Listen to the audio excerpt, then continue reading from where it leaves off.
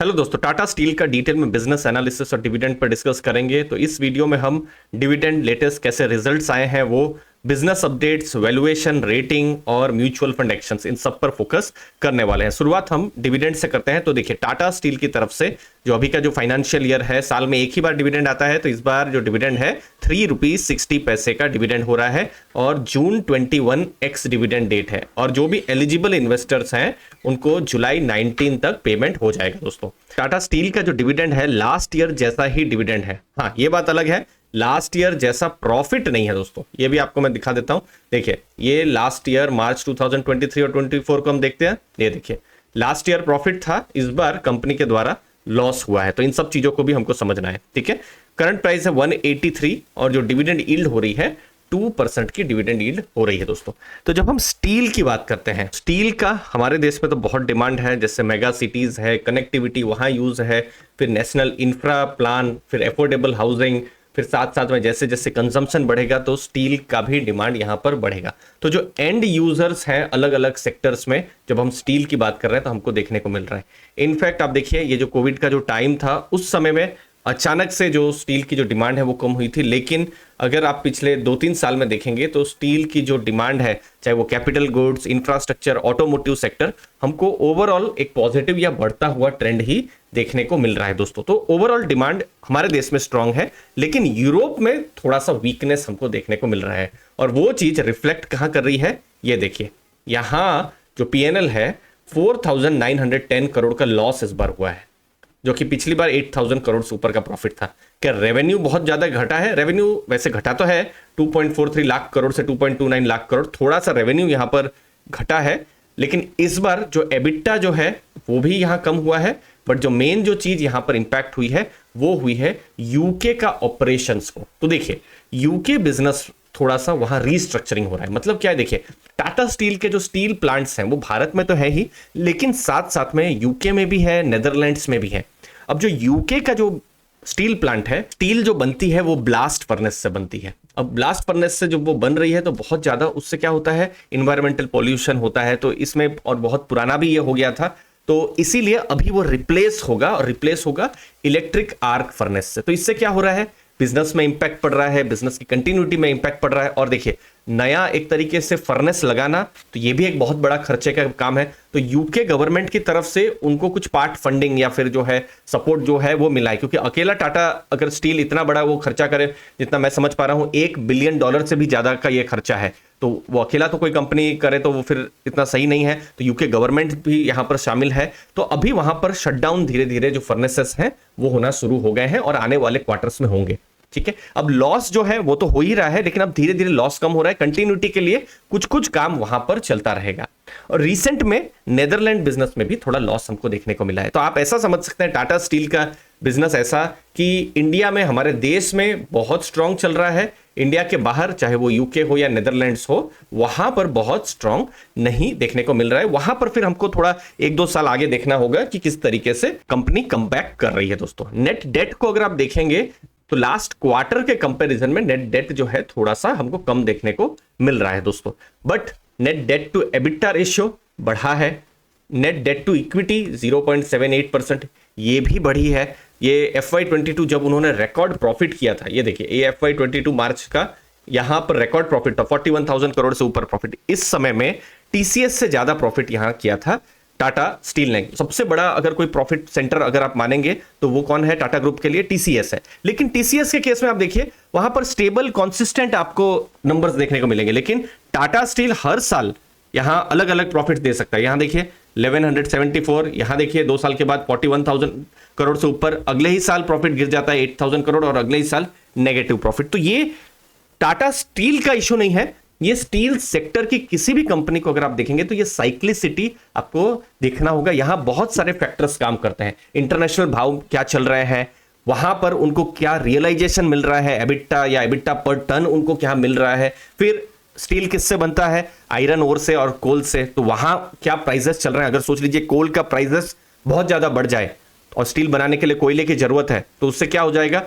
Business में जो margin है वहां पर इंपैक्ट हो जाएंगे। तो ये साइक्लिकल, ये नेचर है, ये बिजनेस का नेचर है, जो टाटा स्टील ही नहीं, कोई दूसरी स्टील कंपनी में भी आपको कुछ ऐसा ही देखने को मिलेगा। अब हो सकता है, हमको नहीं पता है, अगले साल आपको कुछ अलग ही नंबर देखने को मिले, ठीक है। तो हर बिजनेस अलग अलग है। आप टीसीएस को देखेंगे तो वो आईटी सेक्टर है, रिलेटिवली वो स्टेबल है, स्टेबल उनके ग्रोथ होते रहते हैं, तो इसीलिए ये साइक्लिकल सेक्टर है, इनको ध्यान में रखना है। अब देखिए यहां पर मार्जिन में भी इंपैक्ट पड़ा है, 10.2% का मार्जिन, 26% का जब उनको मार्जिन मिला था 40,000 करोड़ का प्रॉफिट हो गया था। अभी मार्जिन देखिए पिछले 6 साल का लोएस्ट मार्जिन यहां पर आ गया है। तो बिजनेस में अलग अलग जगह से इंपैक्ट यहां पर पड़ रहा है। एबिटा पर टन, अब ये देखिए ये रियलाइजेशन, आप स्टील बेच रहे हैं लेकिन सामने आपको पैसा कितना मिल रहा है। अगर अच्छा पैसा आपको मिले, जैसे ये देखिए FY22 आप स्टील जो बेच रहे हैं, अच्छा इंटरनेशनल भाव भी बहुत ज्यादा है, आपको अच्छा रियलाइजेशन मिल रहा है। इस बार आप बेच भी रहे हैं तो रियलाइजेशन भी उतना अच्छा नहीं मिल रहा है। तो अलग अलग जो चैलेंजेस हैं वो देखने को मिल रहा है। अब ये जो एबिटा पर टन है, ये फिर टाटा स्टील के भी हाथ में नहीं है, किस तरीके से इंटरनेशनल बाजार में क्या भाव चल रहा है स्टील का, तो उस पर ये डिपेंड कर रहा है। तो अगर आप टाटा स्टील को एज ए बिजनेस समझे तो एज ए बिजनेस आपको वो टर्बुलेंस ऊपर नीचे वो आपको देखने को मिलेगा ही। और सोच लीजिए अगर आपके पास कोई एक कंजम्पशन नाम है, फॉर एग्जांपल से हिंदुस्तान यूनिलीवर या आईटीसी, या सोच लीजिए कोई आईटी सेक्टर की कंपनी है जैसे टीसीएस हुआ या इंफोसिस हुआ, तो वहां पर आपको थोड़ा स्टेबल जो रिजल्ट्स हैं वो देखने को मिलेंगे। आपको मैं दिखा भी देता हूं, ये देखिए टीसीएस को आप देखिए, टीसीएस का ये है रिजल्ट्स, ओके। आपको कोई बड़े शॉक्स नहीं देखने मिलेंगे। देखिए 20,000 करोड़ से 24,000 करोड़, 25,880 करोड़, 32,562 करोड़, धीरे बढ़ रहा है, ठीक है। तो ये जो बिजनेस है खासकर जो टाटा स्टील का, उसमें वो साइक्लिसिटी को आपको समझना है। अब क्या इंपॉर्टेंट चीजें हो रही है बिजनेस के लिए, यहां 16,000 करोड़ का वो केपेक्स करने वाले हैं और मैक्सिमम केपेक्स वो इंडिया में करेंगे। उनकी जो कलिंगनगर में जो फैक्ट्री है वहां पर बहुत ज्यादा काम होने वाला है। और स्टील की जब हम बात कर रहे हैं तो 2030 तक वो ऑलमोस्ट अपना जो कैपेसिटी है डबल करने वाले हैं। 21.6 MTPA अभी है, वो 40 तक वो ले जाने के प्लान में है, लेकिन मैक्सिमम ग्रोथ वो कहां करने के प्लान में है, हमारे देश इंडिया में। तो बाहर में अब टाटा स्टील बहुत ज्यादा ग्रोथ नहीं करेगा, यहां करेगा। नेट डेट टू एबिटा अभी आप देखेंगे थोड़ा ज्यादा आपको देखने को मिलेगा, देखिए कितना है 3.31। कंपनी का कहना है कि वो 2.5 से नीचे लाने की वो ट्राई करेंगे इस फाइनेंशियल ईयर में। भारत में स्टील डिमांड स्ट्रांग है, इंफ्रा में अगर काम जैसे पिछले कुछ सालों में हुआ है वैसा ही अगर होता रहा, फिर प्राइवेट केपेक्स भी आया तो स्टील की डिमांड स्ट्रांग रहने की उम्मीद है। रीस्ट्रक्चरिंग अभी यूके बिजनेस में हो रहा है, जो हमने ऑलरेडी थोड़ा डिस्कस किया है। अब वैल्यूएशन में सस्ता है या महंगा है, अब देखिए वैल्यूएशन में पी रेशियो हम लोग को कोई यूज का नहीं है क्योंकि अर्निंग ही नेगेटिव हो गई है, और स्टील सेक्टर में ज्यादा पी रेशियो हमको देखने से कोई फायदा भी नहीं होता है। तो यहां हम क्या देख सकते हैं, प्राइस टू बुक। तो देखिए बुक वैल्यू क्या है, 73 के आसपास है, तो प्राइस टू बुक कितना दिख रहा है, 2.48। तो देख लेते हैं कुछ हिस्टोरिकल डेटा से कि सस्ता है या महंगा है अभी।